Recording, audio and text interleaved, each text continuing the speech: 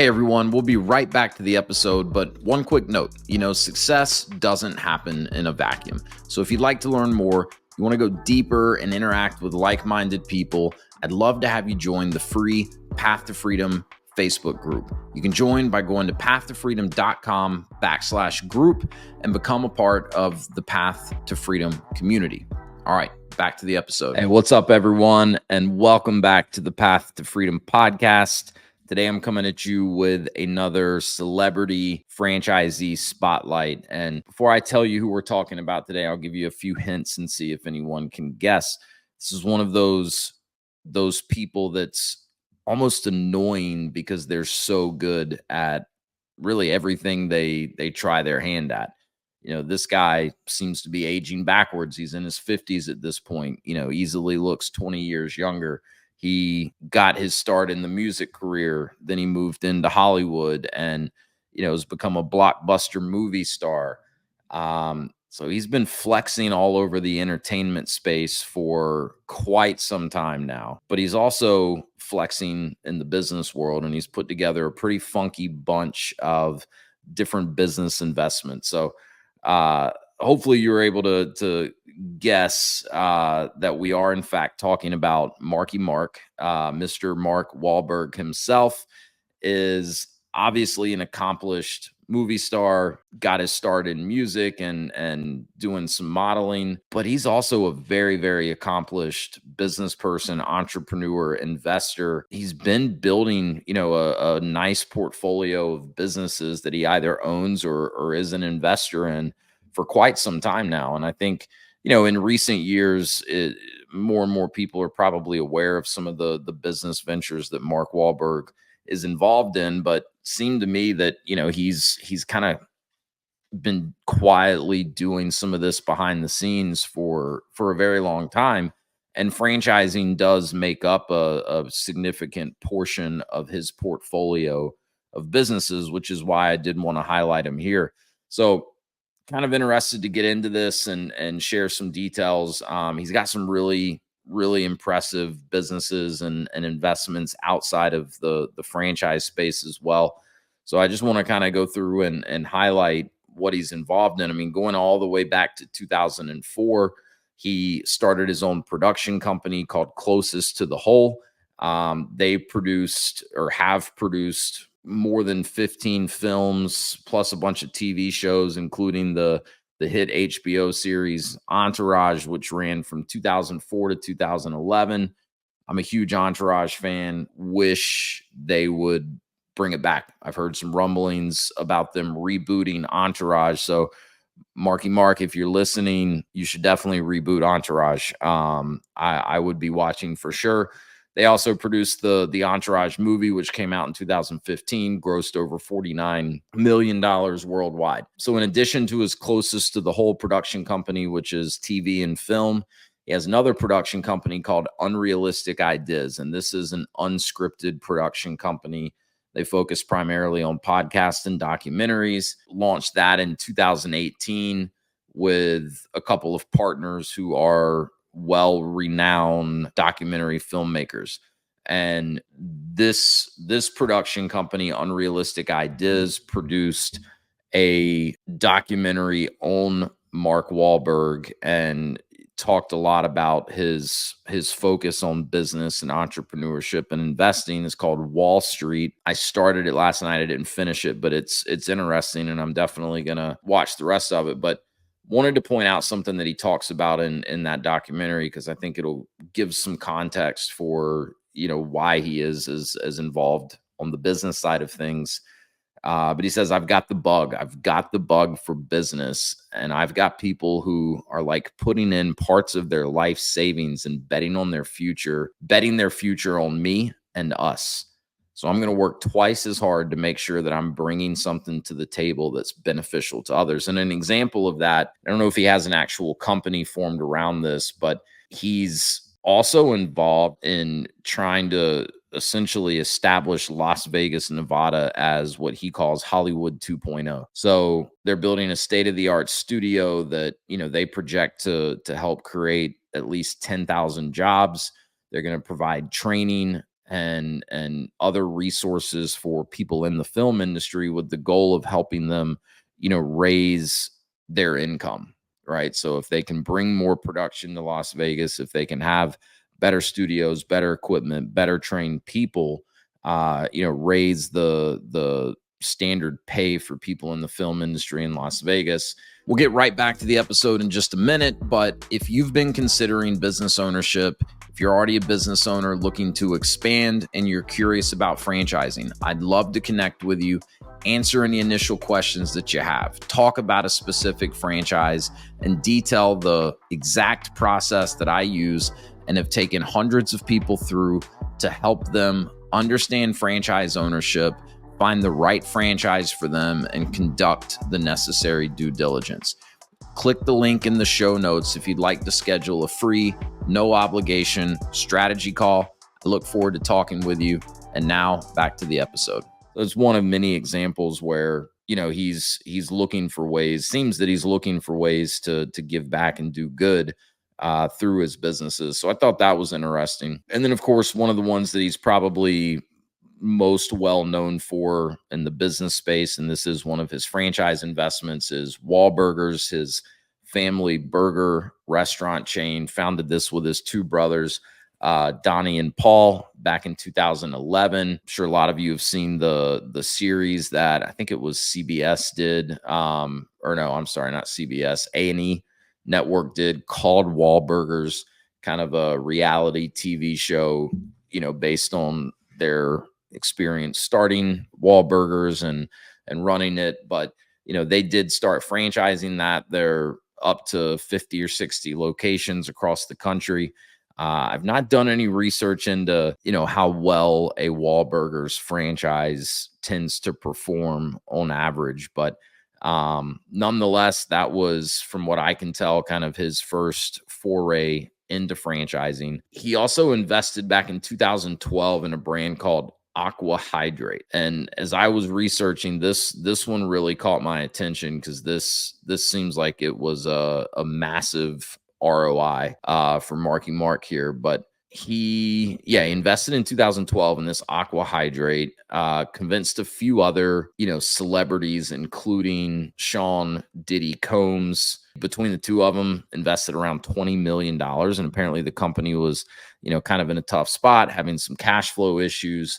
However, along with that cash injection and, whatever else they did to turn things around, Aqua Hydrate sold or was acquired in 2019 by Alkaline Water. Most recent earnings I could find, Q4 end of 2022, that company brought in $15.9 million in net revenue. So, don't know exactly how that turned out for Mark Wahlberg, whether he retained some ownership in the company once it was acquired by Alkaline Water, or, if he kind of took his payday. But either way, it sounds like the company was on the up and up at the time they got acquired. And I'm sure it panned into a nice investment for him. Performance Inspired, this is his supplement company. Things like protein powder, and they're one of the brands that you can find at GNC and other major retailers. So, if you follow Mark Wahlberg on social media at all, the dude's up at like 4:00 every morning working out. Only makes sense he'd have his own supplement company. And who else are you going to buy your protein powder from other than Marky Mark himself? Mark Wahlberg Auto Group. So this one I thought was interesting and falls into the category of franchises. Car dealerships are a little bit different than, most franchises in terms of the structure, but they are, in most cases a franchise of sorts, or at least very, very similar to most franchises. So he got involved with Chevrolet. I had a longtime friend and Michigan auto dealer named Jay Feldman. They partnered up together and opened a Chevrolet dealership in Columbus. It's called Mark Wahlberg Chevrolet. Why not use the name? You'd be kind of crazy not to name your Chevy dealership after yourself if you're Mark Wahlberg, is what I think. But since then, they've opened 4 more dealerships across the state of Ohio. So they've got at least 5 of these Chevy dealerships. And I'm sure they have trouble keeping inventory on the lot with it named Mark Wahlberg Chevrolet. So I thought that was an interesting kind of move for him. And then one of the ones he's probably more well known for as well is F45. So if you're not familiar with F45, it's a high intensity group training. We're talking fitness franchise.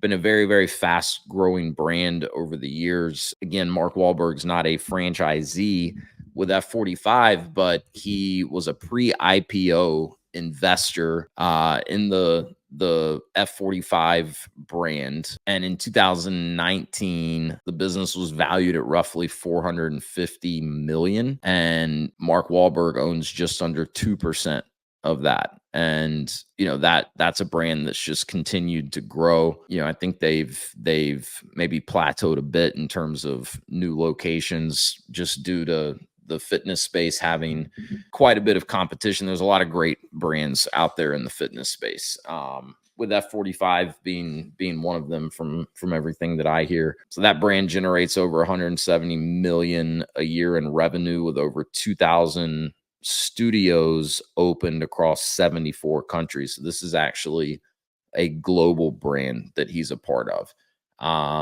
And again, if you follow him on social media, he promotes F45 all the time. They actually named him their chief brand officer in March of 2023.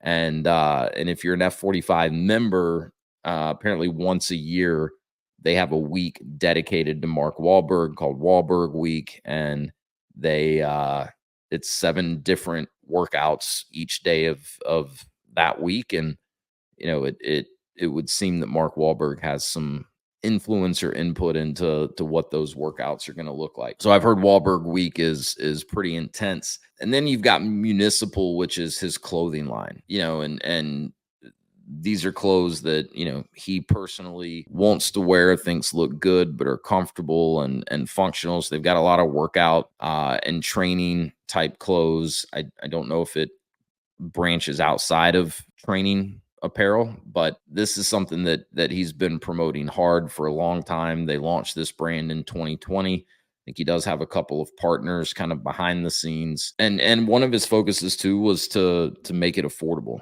good, high quality clothing that looks good, feels good, is functional for the purpose, but also not exorbitantly expensive like some of the other really high-end fitness or training apparel brands out there. They expect this brand to grow into $1 billion athleisure, or to continue growing in the $1 billion athleisure industry. Couldn't find anything on what the company is valued at today. But it seems like the brand's been growing like crazy. So, hey everyone, we'll get right back to the episode, but I wanted to quickly share a free resource with you. If you're curious about franchise ownership and want to learn more about how countless people, including myself, have leveraged franchising as a way to create more freedom for themselves and to take control of their livelihood, I've put together an ebook. It's called Franchise Wealth Creation, and it's the perfect starting point for anyone that's just curious to learn more about this whole franchise thing and how I've helped hundreds of other people navigate all the steps involved in understanding and researching franchising. So click the link in the show notes, fill out a short form. I'll send you the ebook. I think it's a great starting point if you're curious at all about learning more about franchising. All right, let's get back to the episode. Yeah, Mark Wahlberg, crushing it in the business world. Again, it's almost annoying when you look at this guy and you see him have success in every arena, he places himself into, but it's also cool. And it's cool seeing someone like him embrace franchising and use that as a mode of, continuing to build businesses and ultimately continuing to build, into what is in his case a pretty massive net worth. So again, he's not technically a franchisee, but doing some cool things on the franchisor side. And I guess depending on how Chevrolet does their auto dealerships, maybe he is looked at as a franchisee. I know the automotive dealership industry is, a little bit different than a traditional franchise model, but again, some similarities. So, this guy's acting, did music back in the day, did modeling back in the day. He's taken all that experience in entertaining and launched a couple of different production companies. He's launching a high-end film studio, but then he's also involved in fitness. He's involved in supplements. He's involved in athletic apparel, so all of those seem to, kind of come from things that he's personally, a consumer of and that are big parts of his lifestyle. The burger chain, Wahlburgers, that's kind of a family venture, and it's just too clever of a name not to go start a burger place if your last name's Wahlburger. So, anyways, very interesting mix of businesses. This guy's not seeming like he's going to slow down anytime soon. So, sure, there will be a lot of other cool business ventures that Marky Mark gets into in the coming years, and it'll be fun to watch and see if any more of those involve franchising in any capacity. So anyways, I hope you find this stuff interesting like I do. Shoot me a note or leave a comments if you have other ideas, or if you're aware of professional athletes or celebrities, or anyone who is kind of recognizable that is involved in franchising in any capacity. I've got quite a few more of these teed up to do, but always open for suggestions. And, please don't forget to share this with someone that may find it interesting. And thank you so much for being here. We'll talk to you next time.